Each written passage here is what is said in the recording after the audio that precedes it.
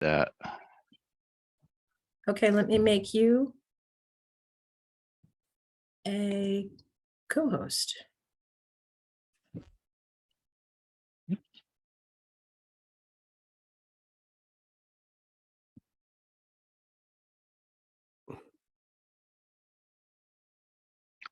Yes. Okay, let's see. Oop, there we go. Thank you so much for Brian for joining us. I know Emily said you were busy today, so. Oh no, I don't mind at all. Happy to talk about the work we do. Okay. Can everyone see that okay? Yeah. All right. So put it into, oops. I hate it when it does that. Let's see. Can you see my slides in full screen mode, or are you seeing my window? Kind of See the window with all the all right, slides. yeah. This is full screen. this is the fun of having multiple monitors, and when it makes it jump to a different, let me see if I can That's good. change Yeah, I which think one you I'm did sharing. it. You did it. Looks good. Okay. There we go. We got it? Yep. Okay, very good. So thank you for having me today. My name is Brian Baumgartel. I'm a senior environmental specialist with the Barnstable County Department of Health and Environment. I'm also director of the Massachusetts Alternative Septic System Technology Center.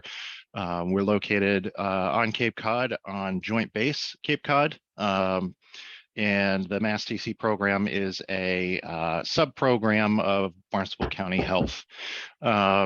And I'm just going to kind of give you some high level overviews to start with about some of the projects that we've got going on, talking about some of the data that we're seeing out of some of these systems, and also how you can manage and fund some of these technologies moving forward. And feel free to ask questions as we go. I want to keep this kind of open discussion because there are probably some areas where you may have more interest than others as I go along here. So the first thing I like to always start out with is to talk about on-site or IA technologies, more in the context of them being wastewater treatment infrastructure rather than thinking of them as individual systems in people's backyards.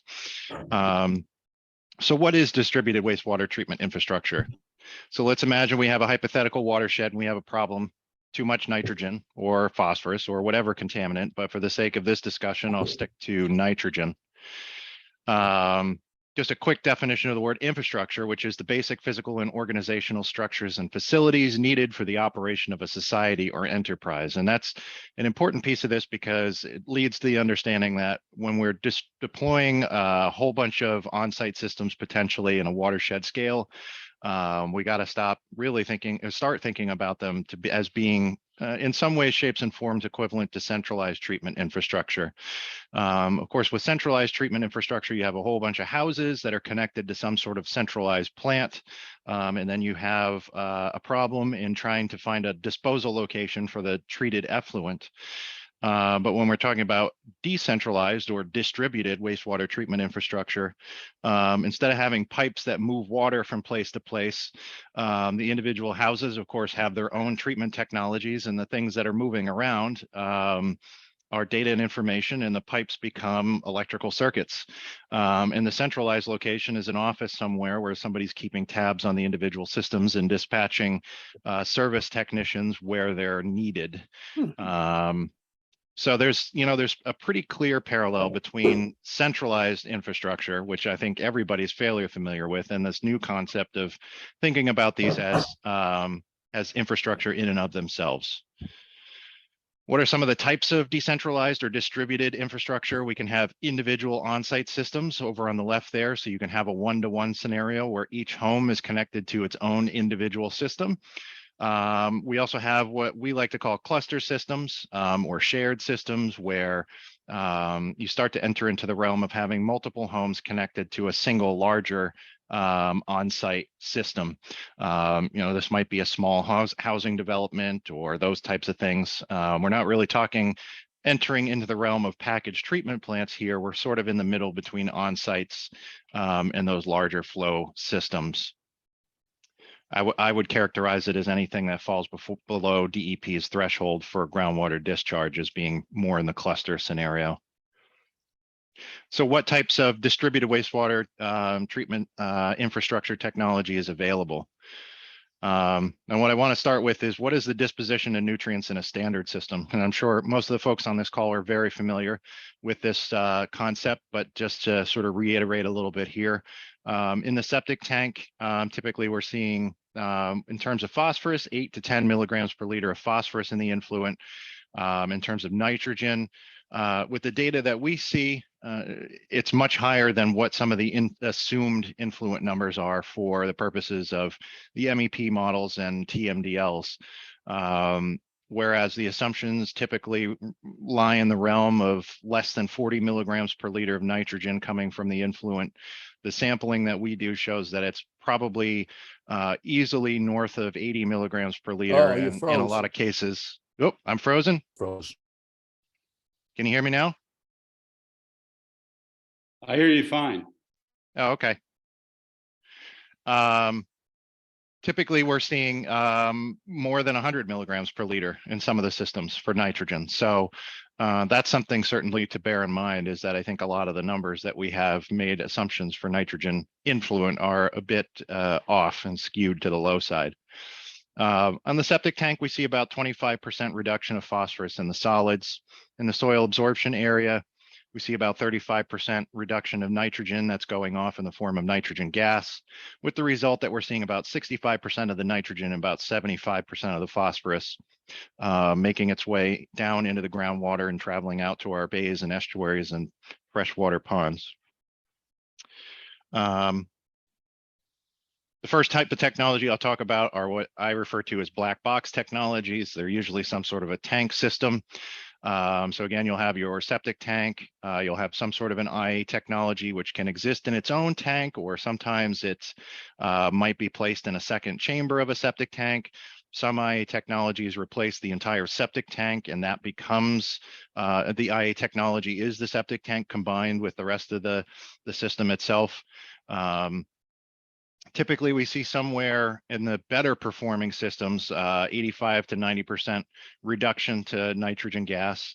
The older technologies that have been approved in the state, technologies like FAST or BioClear, that were held to a lower standard, that 19 milligram per liter standard, we would expect to see probably somewhere in the range of 50 to 75% removal. So these new technologies, which I'll kind of run through the list of in a minute here, definitely are improved in terms of nitrogen removal. In the soil absorption area, if you'll remember in the last slide, which I'll jump back here real quick to, we saw about 35% removal of nitrogen in the soil absorption area in a standard system. We lose a little bit of that removal when we add an IA technology before the soil absorption area. So we see about an additional 5% or less reduction in nitrogen. So you don't get the bonus of having 85 to 90% removal in the IA technology, and then 35. It's more like you get less than 5 out of the soil absorption area. The reason being is that these technologies are also very efficient at removing biochemical oxygen demand and all the oxidative materials that are in raw wastewater or untreated wastewater, that the soil absorption area in the typical system, that BOD would help to denitrify. And now that you've removed almost all of it utilizing the IA technology, you get a reduction in the ability of the soil absorption area to denitrify. With the result that we're seeing less than 10% nitrogen going into the groundwater. Unfortunately, most of these IA technologies are really designed specifically for nitrogen removal and not phosphorus removal. Phosphorus and nitrogen are two entirely different animals when it comes to treatment. So we're still seeing about 75% of the phosphorus load for these nitrogen reduction technologies making it out to the groundwater. There are a few technologies that are specifically designed for phosphorus. We've been investigating those over the past few years. But because the freshwater ponds, which tend to be more affected by phosphorus loading, have only really gotten the attention that they've deserved within the last few years, the phosphorus removal technologies are probably at least a decade behind the nitrogen reduction technologies in terms of where they're at in the technology development spectrum. Let's see. So some of the currently best performing technologies, the Nitro system by Clean2, which I'm sure a lot of folks are familiar with. The Nitro technology was a company developed on Martha's Vineyard by a gentleman named John Smith and some of his partners. They developed their technology. They had some ideas on a napkin and brought them to Mass TC, the test center, to try them out. And he was able to turn that set of concepts and ideas into a product that he is now commercializing and working it through the approval process for the state of Massachusetts. We see with that technology, generally speaking, less than 10 milligram per liter total nitrogen.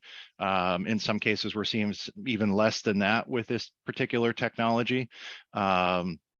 We work closely with the Barnstable Clean Water Coalition and EPA and some others in the project, in the town of Barnstable that we refer to as the Shubal Pond Project. But by quick summary, the Barnstable Clean Water Coalition got a whole bunch of volunteers in a small neighborhood to install a bunch of nitro systems to see how they performed in real world installations. And what we're seeing from that particular project is that influents are typically ranging around 85 milligrams per liter coming into the system, and going out to the system, at least through the summer months, we're seeing significantly less than 5 milligrams per liter coming out the tail end of the nitro systems. We'll be curious to see if that performance holds up through the winter. Of course, colder weather tends to impact nitrogen removal in a negative way. So stay tuned for more data on that coming up. The Nitrex system by Lombardo Associates has been around since the mid-2000s. It's a wood chip remediation system, much like the Nitro technology. Nitrex relies on having another IA technology preceding it to do the nitrification step. So Nitrex is a little bit more complex in some ways. Nitrex performs, again, very well. We see from the data that we've seen for that technology, we don't work as closely with that particular technology. Removal rates are, again, somewhere in that realm of less than 8, and probably very similar to Nitro in terms of removal numbers, but we're still generating data on that technology. The layer cake system, which is a non-proprietary wood chip system. This is a technology that was in part developed at the test center based on some work that was done in Canada and Florida in the early to mid 90s. My predecessor here at the test center, George Hoyfelder, developed the layer cake paradigm into these non-proprietary wood chip systems, which basically rely on taking leach fields and introducing a layering technique and introducing wood chips into some of the lower layers of the actual leach fields themselves. And we see pretty good performance with this particular technology, certainly less than 10 milligrams per liter total nitrogen on average. But we're still investigating that technology because nobody owns it.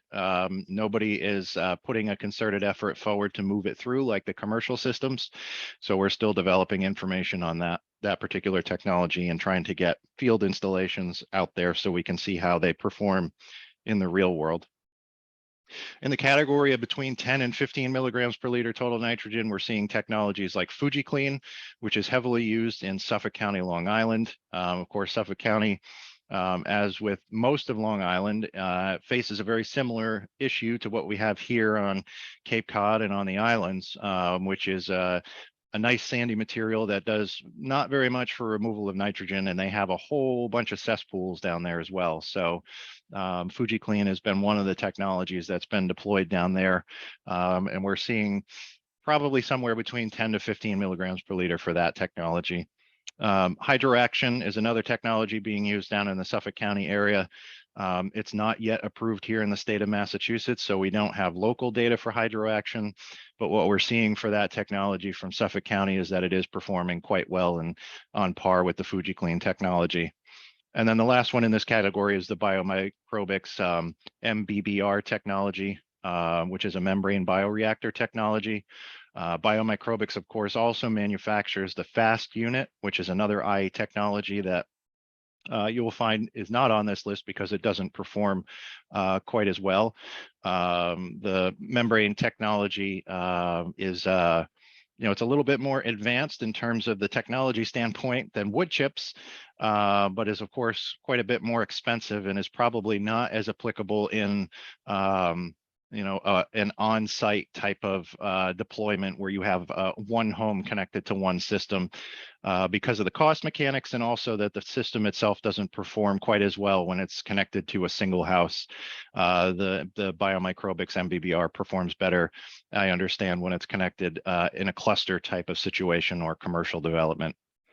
Others in the mix, but we don't have a whole lot of or we don't have a whole lot of third-party data. There's a company called JDL, which is a Chinese company that's been in the area. You may have heard of them. They also have an membrane bioreactor technology. It's a much larger flow technology. So you would, again, be applying that in a cluster scenario. They have, to my knowledge, 1 or 2 installations. The one that I'm most familiar with was installed at the Plymouth Airport, where they were seeing good reductions in nitrogen and phosphorus.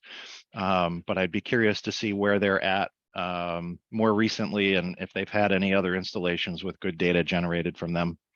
Advantex is a technology that's been around for quite a while now. It's a trickling filter type of technology. I think Advantex and the parent company Orenco has identified that in order to continue to sell their particular product, they need to improve the performance in terms of nitrogen removal. So they've been making some strides toward much better performance, and probably entering into that realm with FujiClean and Hydroaction and others. Before I move on from this slide, though, are there any specific questions on these technologies? Because I think this is one of the subjects you really wanted to touch on today.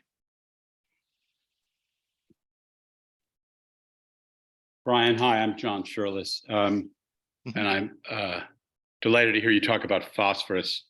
But in general, I'm wondering, is there a source of information about everything that you're saying that is currently available online? The equivalent of an annotated version of this table and of the other things you said? So for nitro, they have a lot of data generated that they've produced themselves as a vendor. The Schubel Pond project, none of that data has been published yet because it's owned by EPA, and we don't have permission yet to publish it until the project has moved along a little farther. So I can't, I can give you a general sense of how they're performing, but I can't give you specific numbers on that.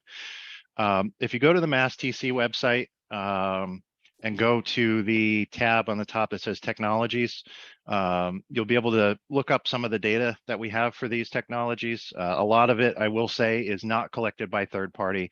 In some cases, it's first party collected. So it's the vendors themselves collecting and submitting data to us. So definitely take some of that with a grain of salt, but that'll give you an idea of which ones are better than others. Does that help? Jerry got his hand up there. Yes, Brian, thanks for the information. I just wondered if there's any evidence that a system like nitro used in a cluster is more or less effective than the nitros that are installed at individual houses. That's a good question. So the Clean 2 folks have a second design that's basically a scaled up version of the nitro technology. It's a multi-tank, excuse me, multi-tank technology. They were calling it Santo, which I think they've abandoned that moniker and they've kind of tweaked the nitro name. I think they call it 2KS or something like that. I'm not exactly sure. They are testing that particular technology concurrent here at the test center to their nitro system. And we see very similar performance with that. That system gets a much higher flow. I believe right at the moment it's operating at 1,200 gallons per day, the one that's here. But I also understand it could receive potentially higher flows. And you also have the opportunity with that technology to create parallel treatment trains to be able to handle higher flows. But it does seem that both systems are quite stable in their nitrogen removal performance. And getting back to to phosphorus, I Mhm. wonder, Brian, are you going to tell us anything about, for example, Nitro's system to remove phosphorus or other Sure, systems? sure. I don't have a slide about it, but I can talk about it. So nitro itself isn't really designed for phosphorus removal, and that's we've sort of that bears out in the numbers that we see.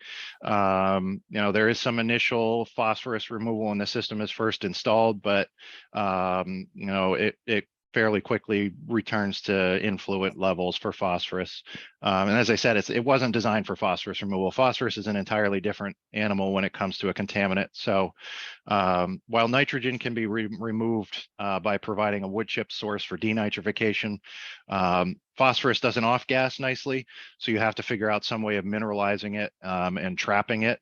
Some of the technologies out there utilize iron plates to liberate iron into the wastewater itself, which will combine with the phosphorus to create vivianite, which is a mineral that we find in many rocks. Granite, a lot of granites contain vivianite. Some of the technologies that utilize that electrical paradigm will precipitate the phosphorus out. Like the FujiClean system has a phosphorus version where they put iron plates in the headworks of the system where it's recirculating with the concept that the phosphorus minerals would precipitate out in the sludge in the first chamber of the FujiClean system. There's a system called Waterloo ECP. Again, works on the same iron plate kind of concept. The difference there is that you would put in either a 2-chamber septic tank or a septic tank and pump chamber, and you would put the iron plates for the Waterloo system in the second chamber or in the pump chamber. Again, it liberates the iron ions that combine with the phosphates, and those are expected to precipitate out actually in the leach field itself. And then the last of the, there are others, but the last sort of paradigm is the phosphorid technology, or I believe it's called phosphorid. That's also from Lombardo Associates. Same concept, utilizes iron plates, but instead of letting it go out to the leach field for precipitation, they have a sacrificial filter built into the system that in theory you would remove and take the phosphorus out with it and put a new filter in to capture more phosphorus. There are a couple of other paradigms besides the electric plate concept. Some of them rely on the ability of the upper soil horizons for removing and adsorbing phosphorus better than sands. Sands are horrible at removing phosphorus. They don't have much adsorptive capacity. So if you're able to keep your effluent or in the soil absorption system or leach field up in those upper soil horizons where you have finer soil textures like silts and clays and more organic material, there's a much higher ability to adsorb phosphorus. So we see with those technologies, things like drip distribution or geomatrix as geomat, which is a very thin system, and their pressure distribution up close into the A and B horizons. We see significantly improved phosphorus reduction from those soil-based technologies versus the current Title V paradigm, which is to find the best sand, the best perking sand, which does absolutely nothing for phosphorus reduction. The third paradigm is the introduction of some sort of a chemical into the septic tank itself. There's a technology that utilizes alum in the septic tank that we're exploring right now. It's a simple alum addition. So hopefully we'll have some more information on that.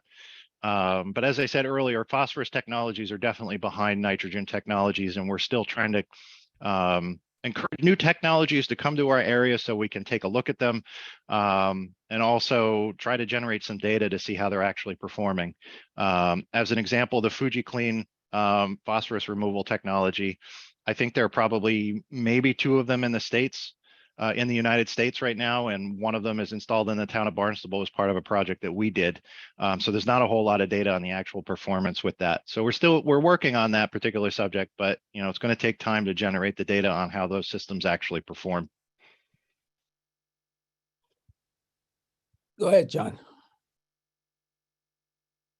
Thank you, Brian. That's incredibly helpful. And a quick follow-up.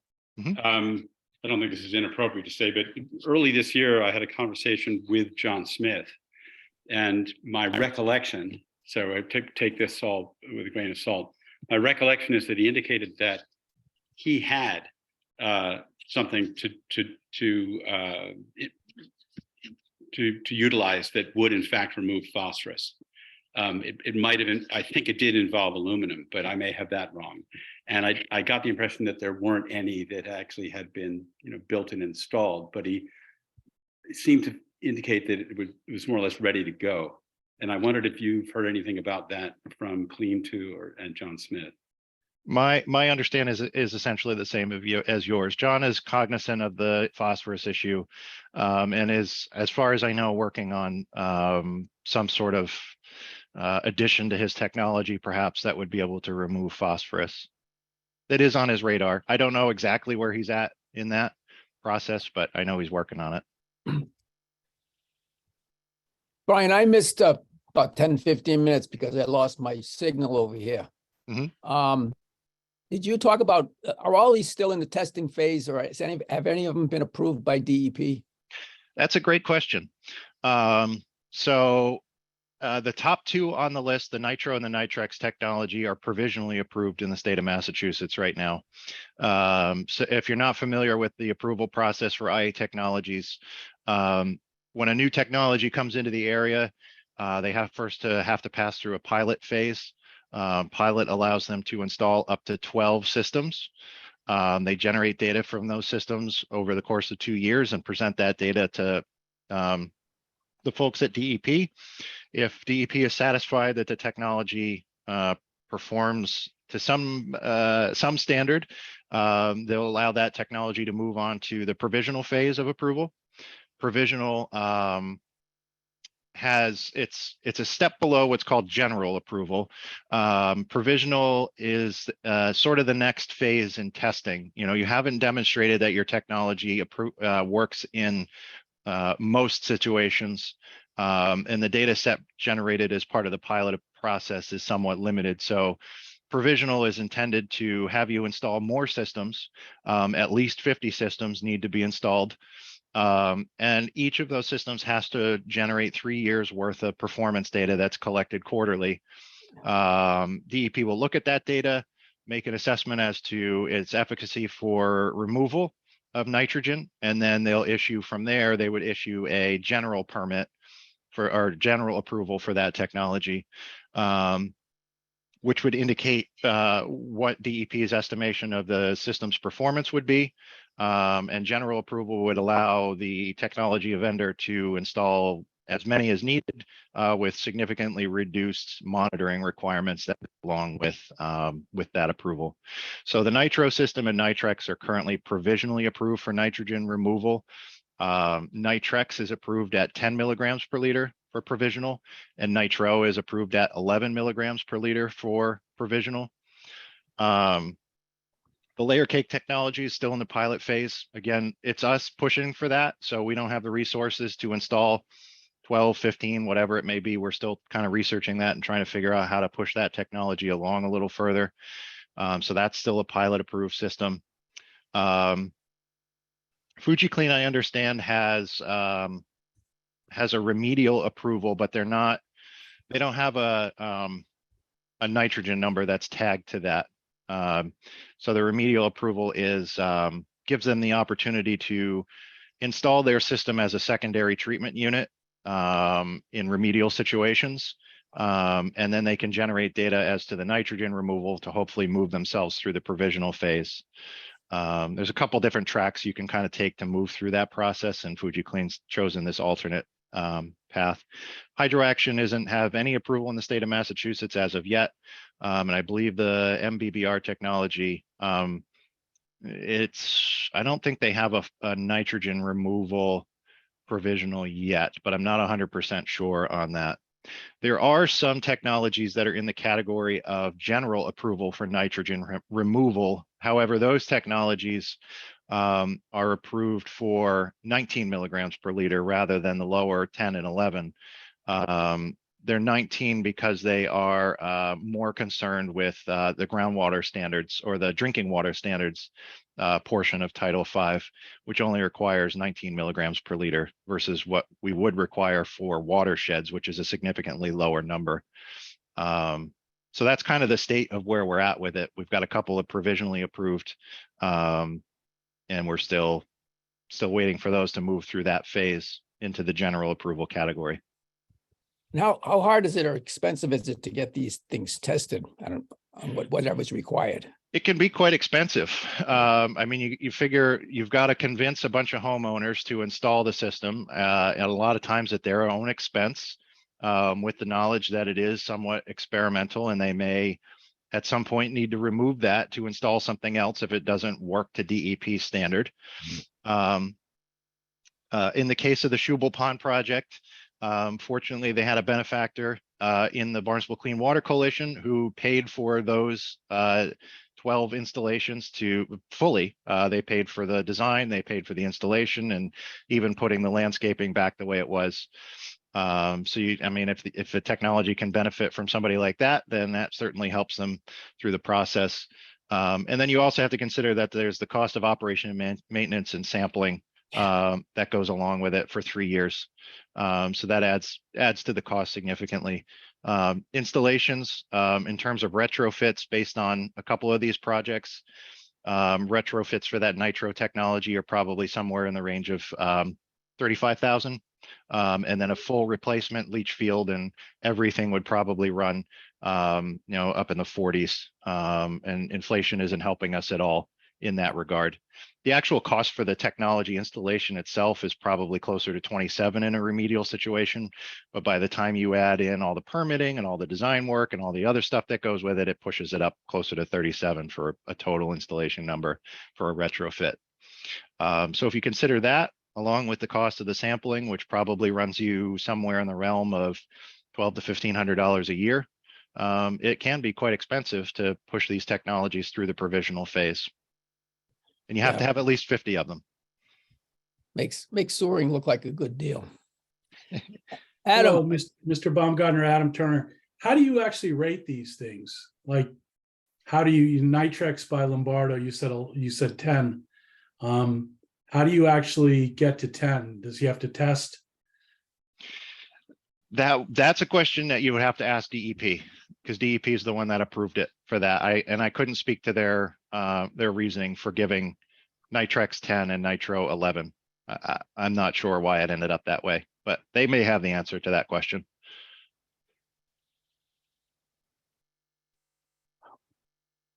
Brian? anybody else?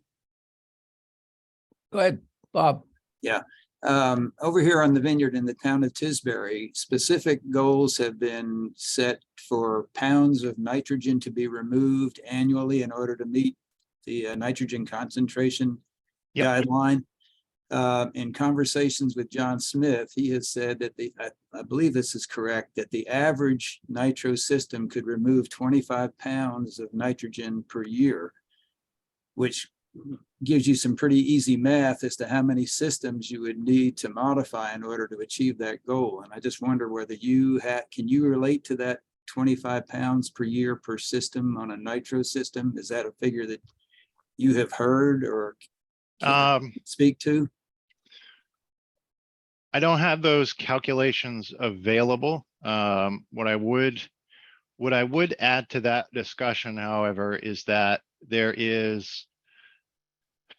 we're really talking about two numbers in terms of pounds of removal per year or kilograms. There is the amount that the system actually removes. So if you took influent samples and effluent samples and took water use readings, you could calculate the mass loading from that.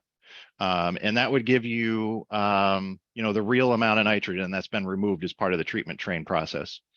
If we're talking about these systems in the context of the MEP models, the MEP models make assumptions of nitrogen coming from standard systems that is significantly lower than what we see in the real world.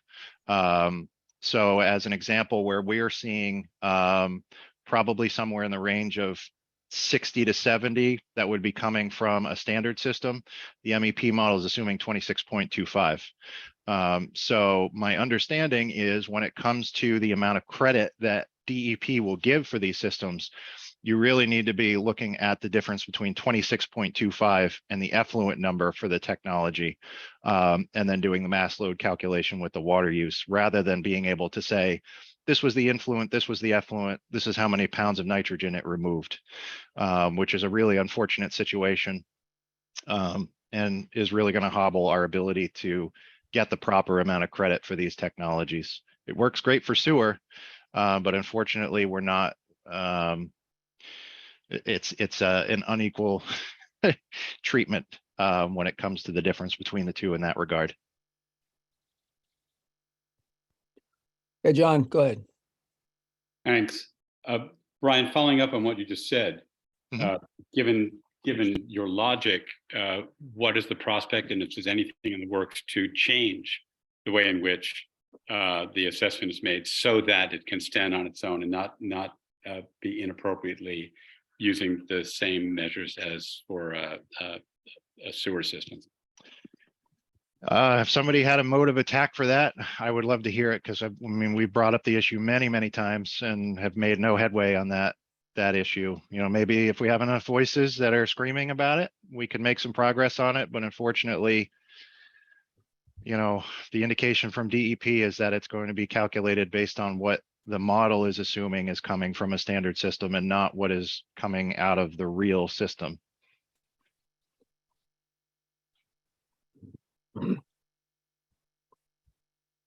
Anybody else have any questions? I can't see everybody. I don't see any more hands. Brian, do you have anything more in your presentation that you'd like to share with us? I've got a few more slides that talk about management of systems and funding of systems. If you'd like to go through those, I can, or if you'd like to end it there, happy either way. I have one other question, Brian. I'm sorry, Yep. Richard, can I speak, or Yeah, go ahead. out of turn? Brian, you raised a really good point, though, is that is something coming out of the Title V, right out of the system without going through a leach field. If you just measured it coming out of the tank, it's going to be way higher than a standard leach field, which Right. I think, you know, takes out maybe 50% of it. And that's why the leach field is in. So to measure it right at the septic tank and say that that's 26.6.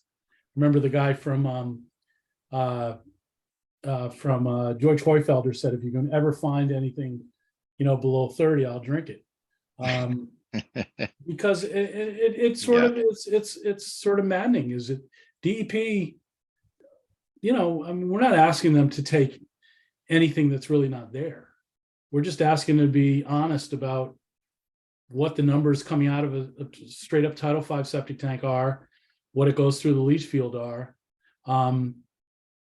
you know, and making, you know, John Smith's system is tested in and out. I just want them to do the same for the Title V and just be straight up with it. Because there's no way that going out of a regular Title V septic tank is 26.6. And if the model says that, we're lucky because it's giving us less to mediate, but it's probably not accurate figure. Yeah, I agree with that. If you look at what we're seeing in the Shubal Pond project, we're seeing an average of 85 milligrams per liter coming from the septic tanks on those systems. If you apply the 30 to 35% reduction that we see in a standard leach field, and that was research that was done by George, that's what you're referring to, a number of years ago, you know, you're talking about probably more like 40 to 50 going into the groundwater from a standard leach field. You know, we've been discussing getting some, installing some lysimeters under some standard systems so that we can demonstrate that a little bit more clearly. You know, all we can do is give DEP all the data that we can and hope that it makes some difference. But it is an uphill climb for sure.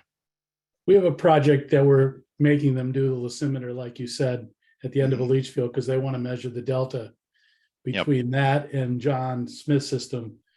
They want credit for that. And the only way to do it is put it into the sludge at the bottom of one of those systems. Thank you. Paul, I see your hand up. Yeah, I have a question. We realize how how good wood chips and sawdust alike are for denitrification. Mhm. The normal Title V system, they make you put a prescribed mix of septic stone and sand in your leaching pit. Is there anything about Title V that below this prescribed mix of cobble that you couldn't put wood chips into a standard system? It wouldn't quite achieve the denitrification of some of the fancier systems with the 2 chambers, but it would achieve considerable amount of denitrification. I was just wondering if there's anything in Title V that is stopping people from doing this. So that is pretty much the paradigm that I was talking about earlier with the layer cake technology. That it's not quite a standard Title V system. We typically use low pressure distribution for the systems that we've done. But in essence, we do the technology itself is a distribution system, the low pressure distribution. You could use drip, you could use the Geomatrix product, or you could even use chambers if you really wanted to. I think the key there is really pressure distribution. Underneath that is an 18-inch layer of sand, Title V sand. And then beneath that layer of Title V sand, which does the nitrification, we use a mix of 50-50 mix of sand and sawdust under that to do the denitrification part. And we've had a number of permutations on that design. What we found is that really simple layering technique works pretty well for about 2 years, and then the performance tapers off about there. But we have some other designs which utilize either silt within that particular column. So we'll mix some silt in with the sand and sawdust layer to try to slow down the percolation of the wastewater through that denitrification layer and encourage saturation. Because one of the key things in denitrification is to shut off the oxygen. The bacteria that turn our nitrate into nitrogen gas they're after nitrate because they want the oxygen that's there when there's no atmospheric oxygen available to them. So if you give them atmospheric oxygen, they're going to use it over the nitrate every time. So one of the key things in any of these technologies is to maintain a low oxygen level within those layers, and that's somewhat provided for by the silt that we add to that lower layer of the system. One of the other ways you can do it is by containing that wood chip section inside of a impermeable liner to maintain a static water level in the layer, which would of course generate the anoxic conditions that we're looking for. We see in both of those designs significantly better performance than we did with the very simple sand and sawdust setup. And there's much better longevity with that. One of the silt system that we have installed here was one of the earliest that George did. That was installed in 2014. And we still see at least 85% removal on average with that system. And during the summer, we see less than 5 with that system. So the silt paradigm works extremely well. And the liner system that we have, very similar performance there as well. That one's not as old, but again, works quite well. And those are non-proprietary, so anybody could utilize those. We don't have a patent on it or anything like that. If you wanted to do one in your own backyard, and you could pick a designer, and we'd be happy to even just provide free consultation on how to design it and install it and all that. And in fact, to add to that, one last thing, Massachusetts, if you wanted to do that, you would have to get a site-specific pilot approval to be able to do it. Other states, the state of Connecticut in particular, has been a little bit more progressive in allowing the use of those organic materials such as wood chips in a layered technique without a specific approval. Yeah, well, we just got to get DEP into the 21st century, and then we'll be okay. Yeah, good luck with that. Good luck with that. Brian, can I ask you a question about what you just said? Sure. If you're thinking about like composting toilet in a gray water system, wouldn't if you had that type of system that you just referred to, and it was close to the less than 8 to 12 inches, and you had topsoil above that, wouldn't it be? I know that plants take up all the nitrogen. Wouldn't it take up all the phosphorus as well? They can do some pretty significant phosphorus uptake. And particularly it's more the soil that gives you the year round removal of phosphorus. Just Right. because, like I said, there's more of the sands and silts up in those upper layers. And they have much higher adsorption capacity to be able to hold on to the phosphorus, the phosphates that are coming down through. Whereas sand has a very limited capacity to do that. So during the summer, you get the added benefit of plant uptake. Of course, the caveat there is that you have to actually, if you want some sort of credit, you'd have to remove all that plant material at the end of the year. So if you grew, a field of wildflowers or something, at the end of the year, you would need to mow all that down and take it physically out of the watershed to, sort of get the benefit of it. But yeah, there's that additional plant uptake. And you also brought up composting toilets. I think despite the public acceptance and social acceptance of composting and alternative toilets, I think they do offer a very viable alternative to all of this. Because if you're not, particularly with urine diversion toilets, if you're completely separating out the urine, which is the biggest source of nitrogen and phosphorus, then you're ahead of the game at that point.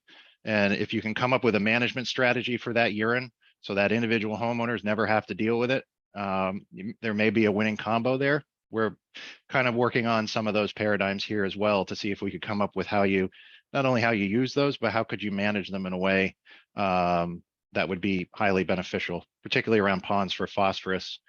If you could get all of that urine out of the watershed and managed properly, you don't need a fancy treatment system. You just need to separate it out and collect it and take it away. Right, right. Wow. All right, why don't you give us the numbers at the end of your presentation? Sure. So I've got a couple here. I got a couple slides I can just run through real quick. How do we manage the life cycle of these systems? This is a question that comes up every single time and is something we're working on. As I said earlier, if you want to consider them to be infrastructure, you ought to be managing them like infrastructure. And that means creating the equivalent of a sewer utility to manage the systems.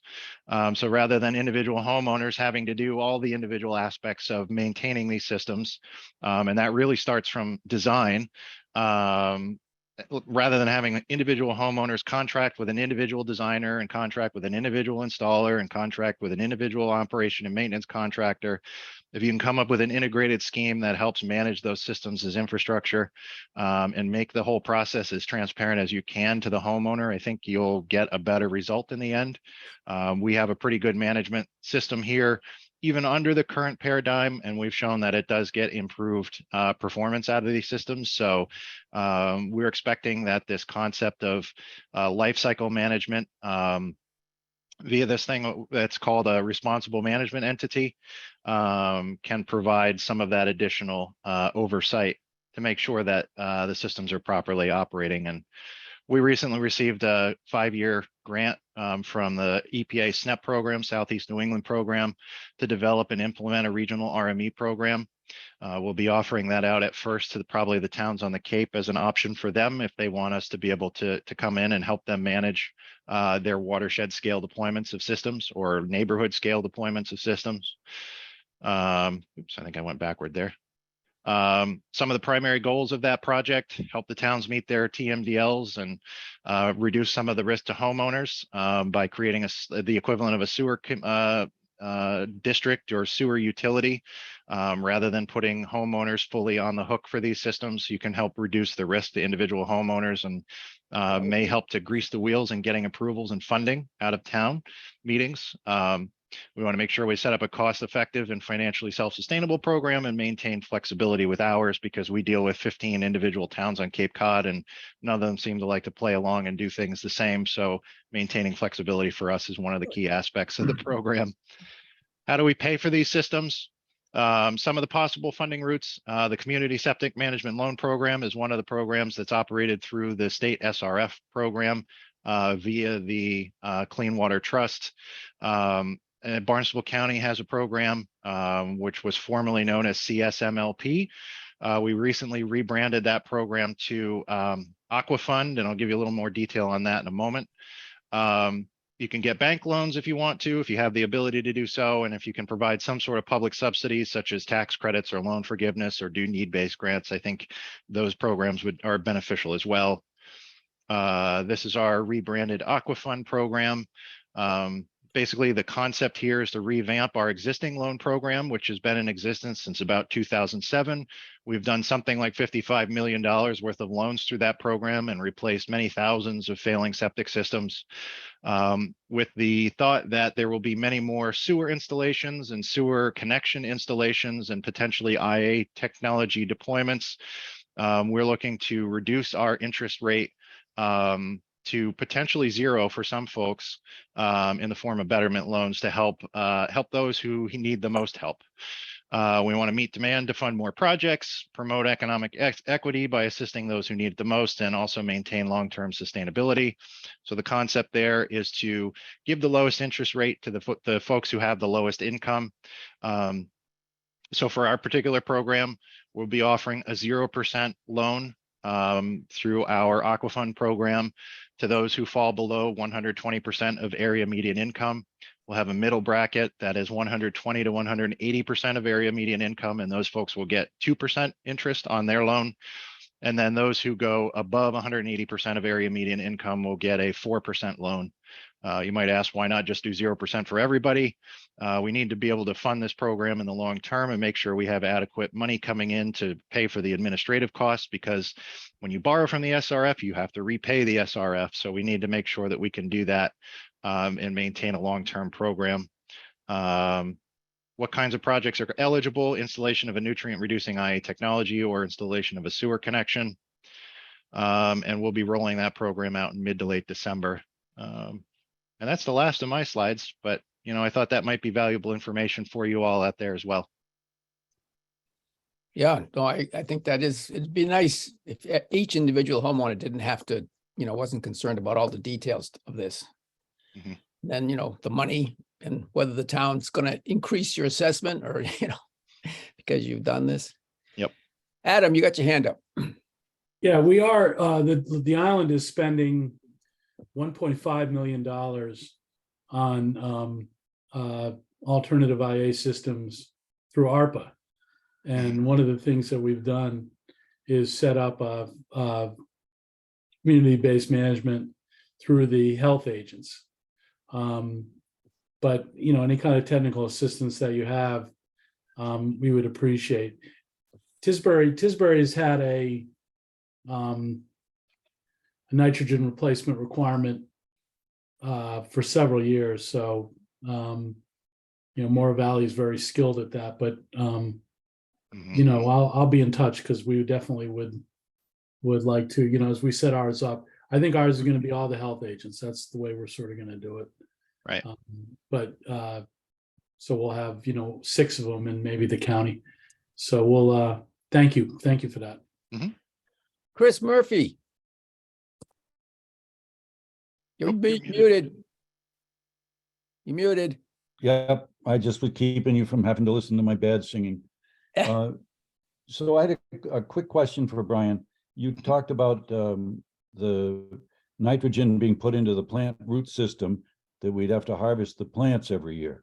But my impression is that the plants themselves give off nitrogen gas all during their growing season, essentially. Like an oak tree wouldn't be doing it from here until June, but it would catch up in the spring.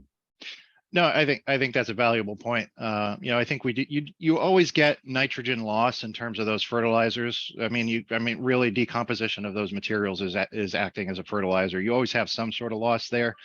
I guess my point was more to be taken in terms of the regulatory credit aspect of things. DEP would be probably very hesitant to give any sort of credit without good data demonstrating that just leaving the material there wouldn't end up just going into the watershed, later on.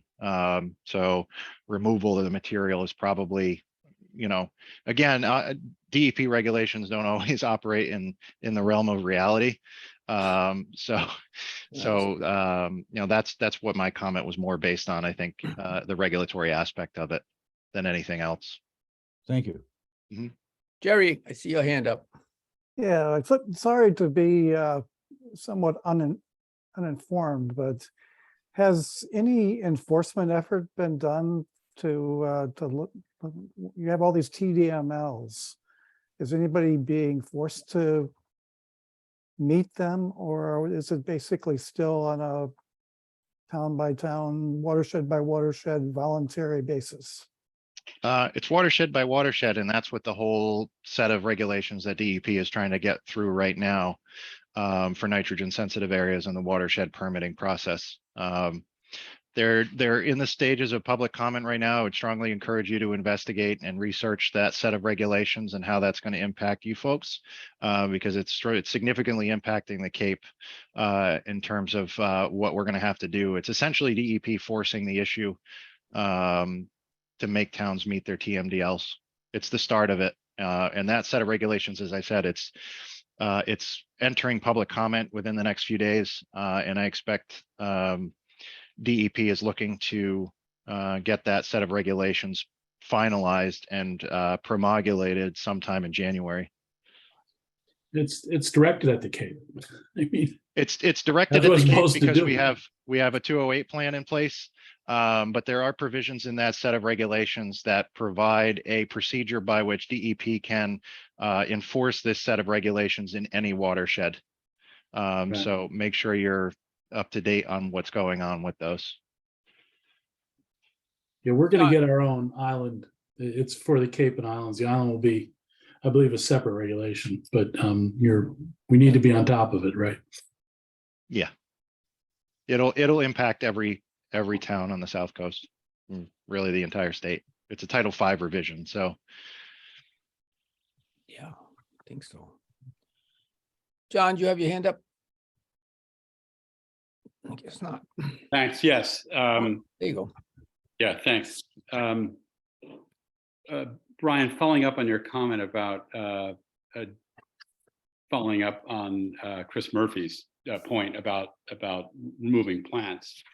I mean, I've had the impression, I guess, for some decades that when Title V was created, they had perhaps top flight engineers involved and epidemiologists or public health officials and so on, but there were evidently no ecologists available to be involved in the process, nor any limnologists and so on.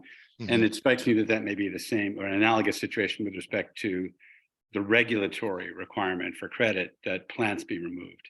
And I'm wondering whether there's any effort to have ecologists model it out to show the alternative scenarios of removing all the plants and where you are with that versus leaving vegetation in place. So and then whether even if those data existed, whether then there's any kind of process that would make it even possible that it could be changed, the requirements changed. I mean, to my knowledge, there aren't any other groups pursuing that right now. We aren't. We may at some point look at that, but right now our focus has been on the IA technologies themselves. So unfortunately, I can't really answer that. Hello. And removing the plants means physically putting them in the trash Okay. can and taking Alex, call. them off island. Is that what they're talking about? Taking them to a composting facility. I mean, that So may be an option. Yeah, They could go to a composting facility.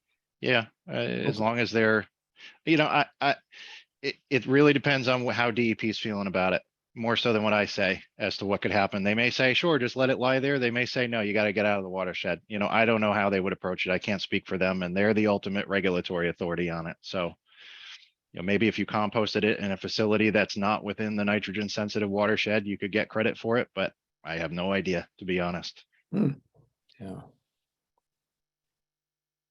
I know we've done work with Phragmites and, chop it down and get rid of it. Yep. Anybody else?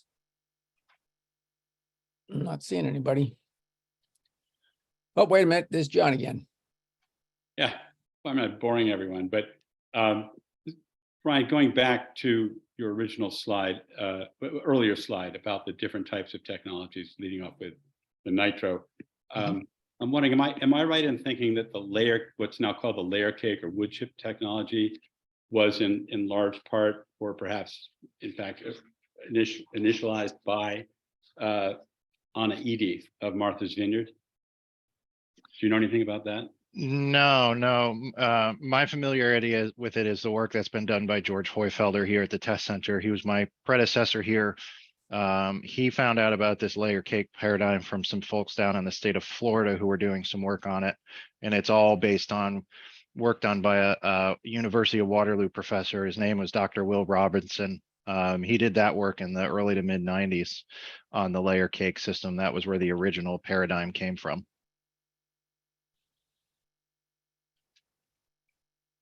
Does that layer cake system require any electrical use? Minimal. It's a pressure distribution system, so you need to be able to run a pump. The pump runs 4 times a day for probably 30 seconds to a minute for distribution, so it's minimal power use, but it's still power use.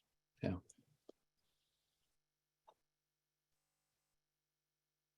Okay. Very I good. think we've exhausted your brain. We'll probably haven't exhausted your brain. We've exhausted our brains. Very Thank good. you so much, Brian. That was really informative. You're very welcome. You can feel free to share my email out with the group if you have questions. We'd be happy to answer them for you. If you happen to come over to this side of the pond and want a tour of the test center to look at the technologies, we can set that up as well. That would be great. Up, I see Paul's hands up. Oh, no, he's applauding. He's applauding. Paul's applauding. Thank you, Paul. Very good. Okay. Thanks a lot. Thank you so much. All right, let's see. We still got some more time here. Anybody have anything they want to talk about with their individual groups working on, or anything new that we don't know about? We are, we've been working with the county to spend ARPA money, to begin to clean up the ponds, and we had a grant award for us of 500,000, and the county had another $1 million, and they combined them. So it's 1.5 million, which will go to all the towns to put in IA systems and test them. And that's beginning in the next few weeks. The group that's sort of managing it is all of the island health agents in each town. Each town, there'll be parameters for the island, but each town will distribute the couple or the funding for IA system as they see fit, but they have to all meet the island standard. So we're looking, actually they're doing, moving really forward into this, and having a database that we can use to go get more money and prove that these systems work. So how does one go about applying for these grants? As a home landowner, you'd have to Yes, talk to as an individual. You'd have to talk to the towns. You would Talk to the Board of contact, Health? there's gonna be a solicitation when it's finished, and then you would talk to the town health agent.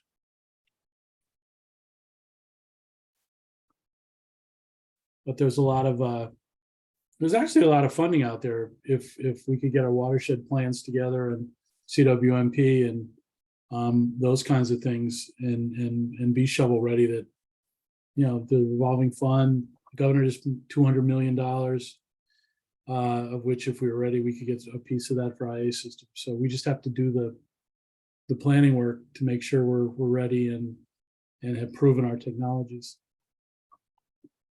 Hey, I just wanted to add that the exact process and procedure for applying for these we haven't ironed that out yet, but Right.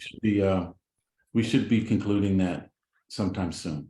Right, but it will be town by town. So if you lived in West Tisbury, you would not go through an island-wide entity. You would go through Omar. Is that correct, Omar? I think That is correct. We're very excited. That's going to be a great project. Absolutely. And I've heard from somebody that within the next couple of years, all the towns are going to be requiring everybody to upgrade. Is that true? I'll let Omar answer that for. I don't know that. wouldn't say that is over the course of the next couple of years, but there is a new Title V regulation requiring that there's upgrades in certain nitrogen sensitive areas in our estuaries. That goes for the Cape as well as for the islands. There's two different plans, I do believe. There's a 5-year plan and another long-term plan that gives us more time for planning. Several other options. There will be like public hearings with DEP that the public will be invited to. You should be seeing more information on that upcoming. As a matter of fact, if you went to the DEP website, you would be able to find all the detail on this. It's available. Great. And another sensitive area on the Vineyard especially is the zone 2s, the town wells. Will that be affected? Like perhaps if you're close to a water body versus the town well? This is intended more for areas that are close to water bodies. Okay. This is Jerry. Adam, is there any island-wide plans to coordinate a response to these Title V revisions? Omar just talked about the We're just, two parts of it.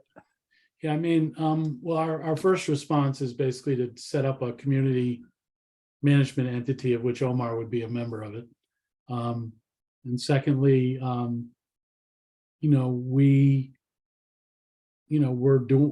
doing our own plan. We're working with the 3 down island towns. We're all doing, because all of it's going to have to be, you got to do either get a watershed permit or do a CWMP. But there hasn't, other than the entity that we want to use is the island health agents. So I would say, yes, there is. And I would say that would be the group. So the island health agents is, at least on my end, they're the ones who test, they're the ones who certify, they're the ones who, not sewer, but put in the other systems. They're the ones who would be the natural sort of entity that would regulate and ensure, because I think they regulate Title V. So that is correct. It will be going through the island health agents, and we're designated for that task. I also want to just say something to John. I don't know of any, you asked about penalties. There hasn't been any penalties, and that's why this is really coming out, is the DEP and the others are pissed off at the Cape and say, you've been under consent for 12 years. What have you done? And the Cape went back to DEP and said, what have you done? So I think these are in part to put a little bit more pressure on the Cape, and we'll get some pressure too. But if we're in a good position, there's a lot of resources. We're way smaller. So if we could we prove this ARPA grant, and we put in, town by town for a couple of $1 million, we could really make a difference in a lot of these ponds.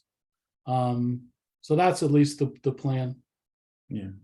And there are some towns that are ahead of the 8 ball right now, such as Tisbury, and some of the septic regulations that they already have in place. Right. Yeah, they've been doing that for years. Just one other question, maybe Omar, you could speak to this, but so do you think that the ultimate compliance with the MEP TDML regulations comes from testing the water or implementing reductions? Because they're two different beasts. One, you see the seasonal or the year-to-year variations in the nitrogen content in the water, but that may or may not be addressing what the MEP was looking for. It is my understanding that this is more connected to the testing of the water through the MEP testing that has taken place. I think that what has generated the need to have further reductions in nitrogen. Right. And Sherry, you're on top of a lot of this testing. it seems like, for example, like Tajmur isn't that far away from the threshold value, but I don't know exactly what's involved in this. I was thinking of maybe inviting Mass DEP next month's meeting, see if Drew would come and talk to us about the new Title Vs. And I have asked him before, I'm like, because Edgartown is very close to its limit. How many years does it have to be below its limit to get delisted? And I've never really got an answer. I'm like, 5 years, 10 years? You know, once you get there. Edgartown Great Pond is very close to its limit. It has gone below its limit on many times. So how long would they keep it on the list? So that's something, if you're all interested in it, maybe next month I could ask Drew to talk about the new Title Vs and to talk about, you know, what the TMDLs are and how we'd say, okay, she's recovered. Yeah. Great information. There are Sherry, always thanks. things that's, you know, the biggest nightmare that I would ever have is that if the nitrogen gets to its limit, but then we've had climate change and we've had other stressors, our systems might not recover. So we're looking at that too.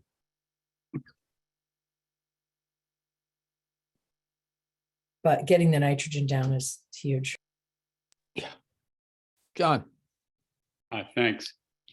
I was impressed, I think it was back in late July, that Polly Hill had a session talking about their new staff housing and that they're evidently going to include the nitro technology in the septic for that small building from the beginning. And then I think they were also interested in looking into the status from Clean 2 of its other device to remove phosphorus, which was referenced earlier.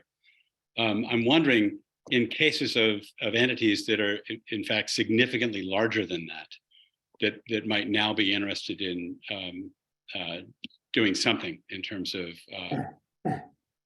IA, what would you recommend that they do? Let's say, for example, there's a major institution that has at times 100 people or so contributing to its septic system. What would you recommend that they do now, and whom should they contact for advice if they're interested, which I believe in this one particular case, they're very much so, in removing nitrogen and phosphorus? And then I just wanted to add one comment, which is I recently saw for the first time in decades a fellow who used to be state of Massachusetts top planner, management plan writer and so on for surface water, freshwater, ponds and lakes. And he raised the point that certainly on the Vineyard, and it would vary from pond to pond from a place like places that are known to be freshwater, kettle ponds, to the great ponds, that the great ponds may have, because of their fresh water content, that they're brackish, significant vulnerability to phosphorus. And I'm wondering if there's a way that we could expedite from the stance of the Vineyard, the addressing of phosphorus removal. So Yeah, Clean 2 has a product that could handle it. They're putting the hospital, Windermere is before the commission now. So there's approximately, I think, 60 or 70 people that will be on that system. It's the first time they put it in, so it's being tested. But that's one product. I believe Nitrex has a product too. Sherry, you have to go there and tell me that, but I think they have a product too that can do it. It's the same technology, it's just on a different scale. So if a major institution or anybody went to, for example, their Board of Health today and said, either we've got to put in a new system or we want to take it from where we are now with an existing septic system in place, and they went to their Board of Health, is there any kind of unified document now that would tell people what to do if they wanted to do it right today? There is no unified document Yeah, that I haven't seen I am aware of, but what I would probably recommend is that, you know, first of all, they would come to the Board of Health and I would reach out to DEP for further advice, in regards to what type of system would be better for a larger, housing unit. So I would, just seek some advice from DEP on that as a start. So I know that the Kinsway development in Tisbury, which is, I don't know what, 24 units, not sure exactly what the number is, but they put a clean to system in there for that complex. And the co-housing in West Tisbury put in Clevis Multrum composting toilets and a gray water system. And we do know that, that's a huge maintenance problem, but if it's a big entity, they could hire somebody that manages that. Mhm. We know that when you separate out the liquids from the solids, that you don't have the problems of phosphorus and nitrogen. So you're a huge step there. And I understand it's a maintenance issue, but I think it's a great idea to come up with a list to recommend to these people, but we also have very thoughtful and conscientious engineers who are very familiar with what's out there. Mhm. Melinda, I see your hand is up. In response to John's question about how do you go about doing a larger system, or what triggers what kind of permitting, I think the boards of health would tell you that you can do an on-site system up until 10,000 gallons per day, and once you go over that, you really need a DEP permit. Mhm. And so there's a process you go through with DEP to achieve that. I think your partnership would be with your local board of health and your engineer who would assist with that. And I do believe that in most cases, as was mentioned earlier, our engineers are very knowledgeable, in this particular area and would guide you.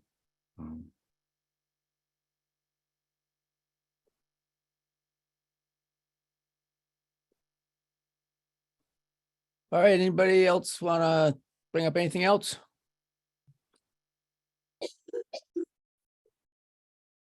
Would you like me to see if I can get someone from DEP for the next month's meeting? That sounds like a great idea. I think that's good. Okay. Great. Thanks, everybody. Thank you for putting this together. It's good to see all your faces. Thank you all very much indeed. And we'll continue December in Zoom format. There's just too many things that are Oh, it's just so out much there. It's so much easier. It's so much easier. Yeah. And we have great attendance. Okay. Okay, Happy bye-bye, everybody. Thanksgiving. See you all in December. That's right. Happy Okay. Thanksgiving. Yep. Same to everybody.